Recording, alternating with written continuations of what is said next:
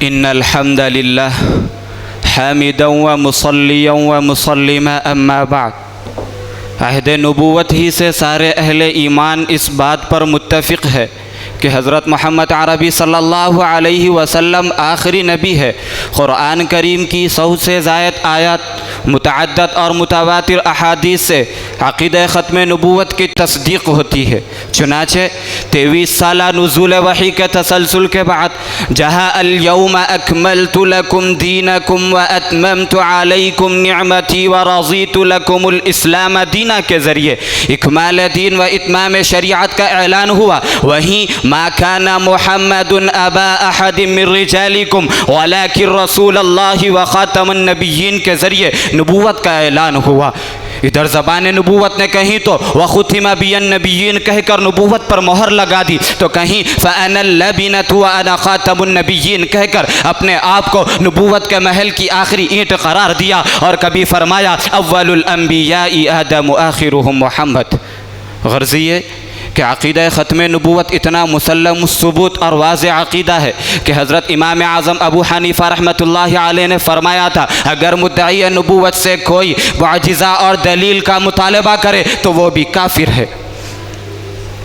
لیکن تعجب ہے اس بات پر کہ جس طرح ختم نبوت پر دلائل کی کمی نہیں، اسی طرح اس مضبوط قلعے میں رخنہ اندازی کرنے والوں کی بھی کمی نہیں ہے۔ زمان نبوت سے ہی دعوے داروں کا سلسلہ شروع ہو جاتا ہے، چنانچہ کبھی وہ مسیلمہ کذاب اور اسود عنسی کے روپ میں، کبھی حارث دمشقی اور مغیرہ بن سعید کی شکل میں نظر آئے۔ اس کے بعد نبوت کے دعوے داروں کا ایک تانتا بنا رہا۔ اگر موجودہ بر صغیر پاک ہند کا جائزہ لیا جائے، 1901 میں مرزا قادیانی نے ایک رسالہ غلطی کا ازالہ لکھ کر اپنے سابقہ دعووں کی تردید کرتے ہوئے صریح نبوت کا اعلان کرتا ہے۔ وہیں پڑوسی ملک کے ایک چھوٹے سے دیہات میں رہنے والا ریاض احمد نامی شخص مختلف دعووں کے بعد اپنے آپ کو انبیاء کی صف میں لا کھڑا کر دیا۔ 1957 میں یوسف کذاب نامی شخص مختلف دعووں کے بعد اپنے جہنم کا ایندھن بنا لیا، اور حالیہ 2018 میں احمد عیسیٰ نامی شخص اچانک یوٹیوب کے ذریعے نبوت کا دعویٰ کرتا نظر آتا ہے۔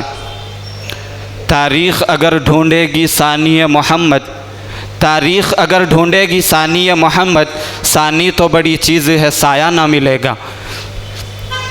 چنانچہ کوئی علی الاعلان کہتا ہے، کوئی ذب الفاظ میں، اشارات و کنایات میں اپنی نبوت کے لیے ذہن سازی کر رہا ہے، کوئی ذلیت و بروزیت کے فلسفے میں الجھا رہا ہے، تو کوئی عیسیٰ اور مہدی کی آڑ میں اس منصب نبوت کے لیے کوشاں ہے، کوئی حب جاں و حب مال کا ڈسا ہوا ہے، تو کوئی حالات اور امت مسلمہ کے مسائل و مشاکل کا بہانہ کر کے اس کو ہتھیانا چاہتا ہے۔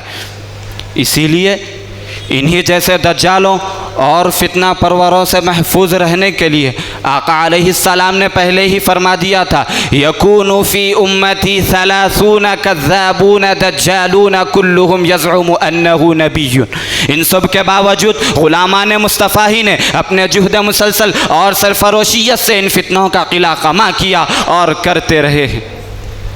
لہٰذا محافظان ختم نبوت اب ضرورت اس بات کی ہے کہ ختم نبوت ورکشاپ کے ذریعے امت میں شعور بیدار کیا جائے۔ اپنے عقائد کو مضبوط کرنے کے لیے ان علماء سے رابطہ رکھے، جو بھی منصب نبوت کی طرف آنکھ بھی اٹھا کر دیکھے اس کا علمی و عملی مقابلہ کر کے اس کا منہ توڑ جواب دینا چاہیے، اور ایسے خود ساختہ اور دھوکے باز پیروں اور عاملوں اور حب جاں کے پرستاروں سے امت کو محفوظ رکھنے کی کوشش کرے۔ دعا ہے کہ اللہ فتنوں کے اس دور میں امت کو ہر فتنے سے محفوظ رکھے۔ وآخر دعوانا ان الحمد للہ رب العالمین۔ جمال الوجود بذكر الإله وتصفو